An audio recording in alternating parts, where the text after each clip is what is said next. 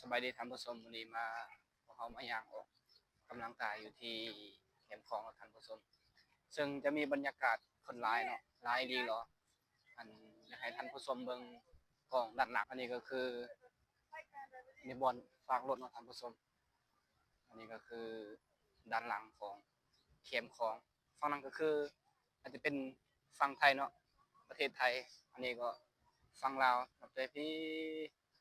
อันนี้ก็เป็นฝั่งลาวเนาะท่านผู้ชมฝั่งลาวเบิ่งสิพาท่านผู้ชมเลาะเบิ่งเนาะบรรยากาศอยู่ที่แคมป์ของนี่อันนี้ก็คือตลาดมืดเนาะท่านผู้ชมหลายคนที่ว่าเขาจะมาย่างเลาะเป็นครู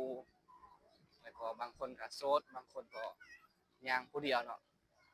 ก็คือข้าพเจ้านี่ย่างผู้เดียวเนาะบ่มีครูมานำแต่ว่าเขาเห็นทางน้องที่บางคนก็มาเป็นครอบครัวบางคนก็มานำลูกนำหลานเนาะพามาเลาะเขามีคนต่างประเทศหลายท่านผู้ชมคนเกาหลีญี่ปุ่นคนจีนคนไทยอันนี้รถเมล์ที่เขาเห็นก็คือว่าเป็นรถทัวร์เนาะท่านผู้ชมที่ว่าเขาเจ้ามาเที่ยวประเทศลาวอันจุดวันนี้เป็นจุดที่ว่าคนมักย่างลิ้นเนาะท่านผู้ชมย่างลิ้นย่างเที่ยวนี่คือคนจีนเนาะย่างลิ้นย่างเที่ยวนะครับมีหลายคนเลยท่านผู้ชมเขาเจ้ามักแวนอยู่บนนี้เนาะอันนี้ก็คือคนแอฟริกาคนต่างประเทศเนาะเราจะเบิ่งโซนเบื้องนี้เนาะท่านผู้ชมเราจะเห็นได้เลยว่าโอ้งามเลยบรรยากาศยามแลงอยู่ที่นครหลวงเวียงจันทร์เนาะท่านผู้ชม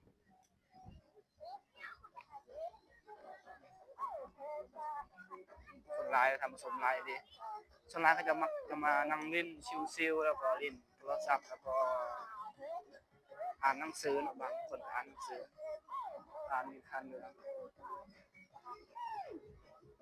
วันนี้ก็คือโซนที่ว่าบอลเด็กน้อยใครจะเล่นเนาะท่านผู้ชมใครจะมาเล่นในวันนี้เนาะคนไลฟ์ท่านผู้ชมคนต่างประเทศแอฟริกาก็มีคนเที่ยวหลายงานนี้แล้วเนาะมีการอันนี้เขาจะฝึกแล้วก็ฟอร์ดออกกำลังกายท่านผู้ชม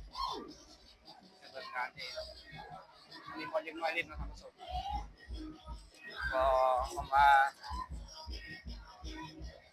อันนี้คนก็จะเบิ่งหลายเนาะ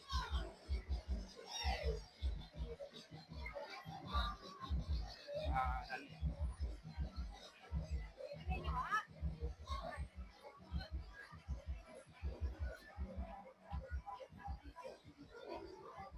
จัดคิดดูใช่วะ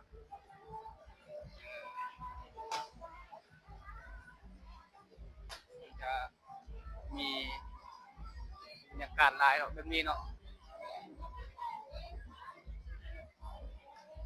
จันคิด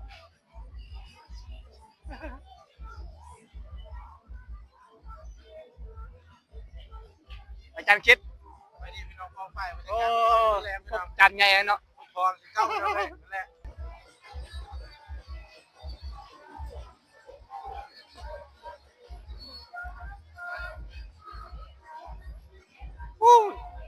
ผสมอันนี้ก็คือภาพบรรยากาศด้านหลังเนาะคนมาเที่ยวหลายและอาจารย์คิดใจคนติดตามจากคนและซองนะลายเต๋อพี่น้องเด้อฝาก 7,000พี่น้อง ฝากติดตามเลยเด้อซองจันคิดปากลายเนาะเอาขอบใจสำหรับท่านผู้ชมที่ว่ากำลังติดตามข้าพเจ้าแล้วก็ยังให้ท่านผู้ชมติดตามคลิปต่อไปของข้าพเจ้าได้เด้อเพราะว่าข้าพเจ้ากำลังเฮ็ดคลิปไปเรื่อยๆเนาะเพื่อให้ท่านผู้ชมได้รับรู้แล้วก็ได้เห็นภาพบรรยากาศต่างๆอยู่ในนครหลวงแล้วก็เขตนอกเขตนาแล้วก็วิถีชีวิตของที่ว่าซองข้าพเจ้าคำพินบ้านนอกเนาะขอบใจเด้อที่ติดตาม